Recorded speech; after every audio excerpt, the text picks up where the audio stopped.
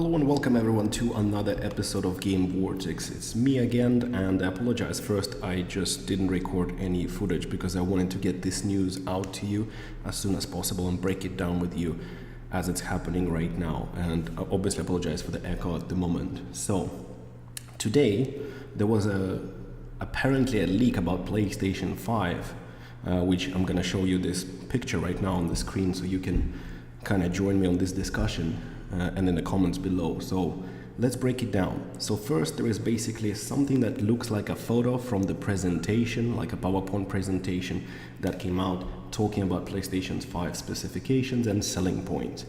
I would advise you, everyone, to take this with a big grain of salt because this looks like a really poorly done PowerPoint presentation, and due to the fact that it's got this shady copyright information, design, renders and stuff, it just doesn't look professional at all.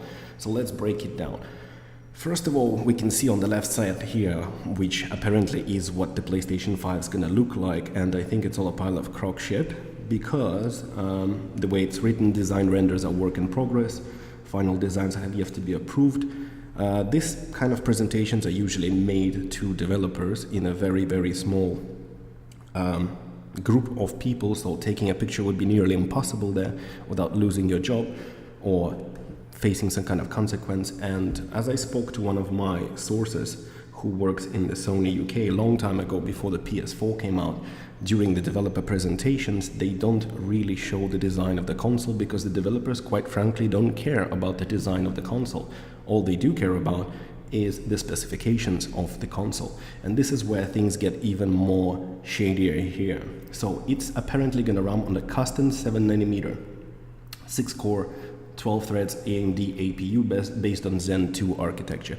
So the Zen 2 hasn't been announced yet, it's going to be announced soon, and we'll see that obviously. And also the Navy architecture with the custom ray tracing extensions, Radeon Rays. Now this all pretty much sums up what we already heard, that it's going to be still based on AMD's APU, which combines both CPU and GPU on one chip, and everything here looks normal, obviously. And it also says here, very interestingly, that dedicated hardware for a variety of post-processing of the buffers, for example DLSS. And this in particular is a red flag for me because DLSS is the technology that is only currently present on NVIDIA graphics cards. And since this all going to be based on AMD, this is a red flag for me that this might be just a fake. So the console obviously can output to a maximum of 8K resolution. I don't think that's gonna happen, seriously. We're just about to break 60 FPS barrier in 4K, let alone 8K. Maybe for upscaling Blu-rays, yeah, maybe. So the console will be capable of 11.2 teraflops, which, as it seems, maybe probably a feasible situation because of what the Xbox One X did a year ago, and by the time the console is released, it's gonna be another 2 years or so. It's got 3614 stream processors, that's okay. 16 gigabytes of DDR6 RAM. Possible, not entirely sure that it's going to be 16, just depends on how much this console would cost, because if we're looking at this kind of specifications right now, it's definitely over $400. Initially, it's going to be having 14 gigabytes available for developers, and obviously a vapor chamber cooling system like that one on the Xbox One X. That seems to appear also on the gaming phones recently. Now we also here see the Ultra HD Blu-ray XL player compliant with the BDA 3.2 specs, including HDR10+. That's feasible, and that should be the case because that was the biggest problem with PS4 Pro, that Xbox was offering a Blu-ray drives and PlayStation was not, even though it was Sony pioneering this technology and getting it into every household with PlayStation 3 and PlayStation 4. It just seemed ludicrous that the Pro version didn't include an Ultra HD player. And I know that a lot of people still care about, because when you play through the let's say Amazon, or you're streaming videos from Netflix, it's still compressed video and audio. 2 terabytes hard drive in a standard SKU, and 1 terabyte model will be released in Q1 2020, which this seems shady. We'll talk about this right now, because Sony acknowledged already that they are actually working on the PlayStation 4, 5, and their CEO came out and said that it's going to be released within the next 3 years or something like that, somewhere among those lines. The problem here is that I assume that he's talking not about the fiscal year, because fiscal year is quite different from the actual years that we use to count things. So if he meant from January to December, let's say, 3 years from now would make it somewhere around 2020. So I don't think it will come out earlier than that. That would be just ridiculous at the moment, because they're still selling a lot of units, and I don't think they need to sabotage themselves by announcing it way too early and then making people wait. VR capability built in, dedicated hardware for temporal projection, and so on. Basically, you won't need apparently a PSVR Breakout Box, the box with shitloads of wires that we have right now, that people are complaining about, that it takes too long to set up in order to just enjoy a little bit of gaming. So this seems to be like a pretty straightforward feature that everybody is waiting for, and that they definitely should integrate. I've also heard rumors that there might be 2 models, one with this support and one without. But PSVR 2 is definitely going to come out sooner or later, and they need to make an improvement on that. So it's going to be a slightly different way to manage things, way less cables. I don't think they're going to make it wireless, but maybe later on. 3 front-facing and 3 rear-facing USB 3.1 ports with power delivery. That would be a godsend, because my original PlayStation 4 only had 2, and that was a pain in the ass, because I'd plug in the accessories that I needed, and I would always run out of USB ports. That was really a pain in the ass, especially if they support external hard drives now. That's one USB port gone forever. What else do we have here? 1 gigabit internet, auxiliary port, optical connection, probably, built-in 802.11ax wireless network standard. So that should be pretty straightforward, because the wireless adapters, in particular in consoles, were not great, especially in PlayStations. Like, I always had to use a wired connection, because I used to have all sorts of problems with the wireless that I was having, especially considering that the PlayStation 4's wireless is so outdated already by now.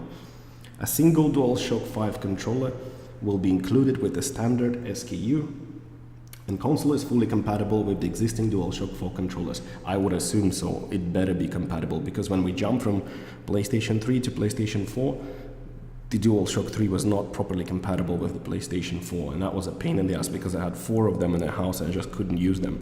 Even though my PlayStation 3 died, I still couldn't use the controllers. So that should be pretty straightforward. PSVR 2 headsets with the inside-out tracking and HDR OLED to be sold separately, of course. Maybe there will be a bundle, they say here, at launch, together with PlayStation VR 2, but I don't think that they're gonna drop new PlayStation and PSVR 2 all at the same time. It will be just way too much money to spend for the consumers. And obviously, something that should be properly explained is that they're claiming here that all PS4 titles, disc-based and digital, will be fully compatible, and this needs to happen, because what happened between PlayStation 2 to 3, 3 to 4 is just a mess. It's a proper mess. I know that not many people actually using backwards compatibility, but it would be nice to actually have that option. I have so many games that I had to rebuy because both of my PlayStation 3s died, and I couldn't play them. Especially like Yakuza series. Like, nobody wants to buy it from me because they cost next to nothing right now. But I can't play. Many people said, okay, you are gonna use PlayStation now. But that doesn't work. Not in Asia, at least not where I'm living. No matter what account I create, American or something, I can never just get the latency there. It just won't even work. It doesn't matter, like, I have a 100 megabit connection, and the ping is alright when I'm playing online games, but it's still not good enough to stream anything from the US. And that's not a solution for me, and I'm sure that's not a solution for many people. If Xbox managed to make Xbox One compatible with Xbox 360, so can Sony. They just won't do it because they've spent $400 million buying Gaikai, and now they don't know what to do with it. Yes, obviously we talk about this in a different video, because this is not something they can just drop, because both Google is starting their streaming service relatively soon. Xbox is definitely going to jump on a streaming service as well. So it's just a natural thing for them to have. They actually had a way better opportunity with a head start, but they just didn't utilize that, didn't develop that particular technology to be better. So it will be interesting how they will compete with Google and Microsoft in this space, because those companies have much more money to fiddle around with and much more talent when it comes to online infrastructure. So there we go. As I said, this looks like it's just a shady way to get people's attention. I apologize to you. My personal opinion that this is just fake. We're definitely going to start hearing about PlayStation 5 in 2019. I think that depending on when it's going to be released in 2020, they might announce this sometime, either E3, probably not, but maybe PlayStation Experience next year, or maybe they'll hold something similar like they did with PlayStation 4 back in February, when they showed everything apart from the actual console and then announced it properly at E3 2020.